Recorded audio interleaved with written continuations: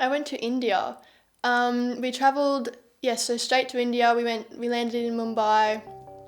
We were there for the first portion of the trip, and then we went to Pune, and we had a rural village family stay, and I just remember feeling sort of excited, unbelievably excited, and yeah, like I just in shock that it even happened. And I just remember everything was so loud and lively and everything was happening, and I did have a lot of fears, but once I got there, they kind of all just went away.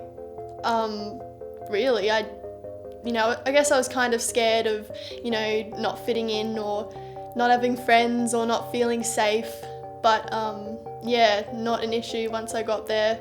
Once I, met my roommates, met my mentors and everything like that, yeah, not an issue.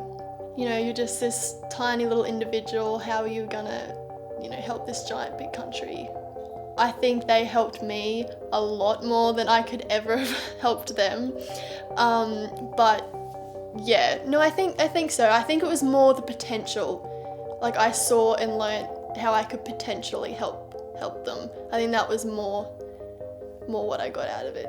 Coming from, sort of a rural background, I kind of understand the fact that you're not going to, like, things don't just happen. You can't just say, oh, well, give them an idea and say, oh, this is going to work. If you don't understand, how they do things and how they live their lives and, yeah, their culture and stuff like that, you're just not going to, it's not going to work. I felt a lot more comfortable there than I did in the city, which is kind of a bit weird, but it was farm setting, there was animals, a lot of their methods and the farming methods and the cleaning and the cooking methods weren't that foreign to me.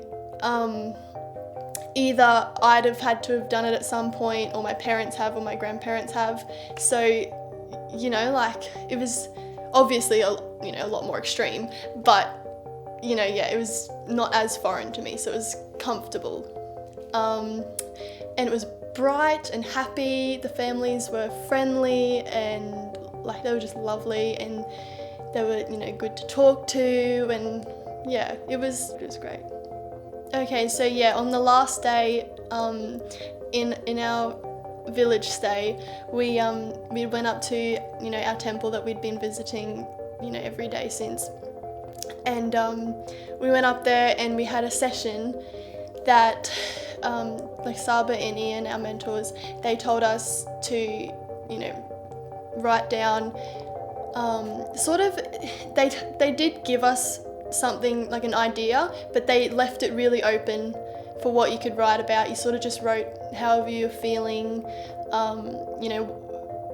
before and after, like before you came on the trip, how you felt then and how you felt afterwards. That was definitely the deepest moment. One, when I was writing it, and two, when I was reading it out. I think it was one of the only moments in my life where I didn't look at the script. It was, everything just felt so natural and comfortable, and you just pour your heart out, and everyone else did, and everyone was inviting and supportive, and yeah, it was honestly, I don't know, the wildest moment I'll ever have in my life. I think it was, yeah, to be that connected with people you'd known for 2 weeks was, insane. I learned a lot about myself. I learned surprisingly a lot about first world countries, and the way we do things compared to third world countries. I learned a lot about India and the Indian culture, and I learned a lot about humanitarian engineering. So I learned about human-centered design and project-based learning, and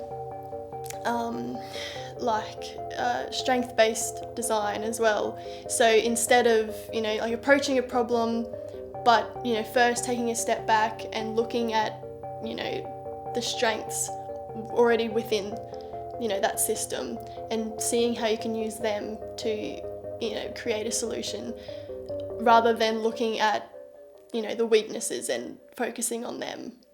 So yeah, I learnt so much. It was like just crazy how much you learnt. I learnt so much. You know, it changed so many aspects of the way I see things. Life changing.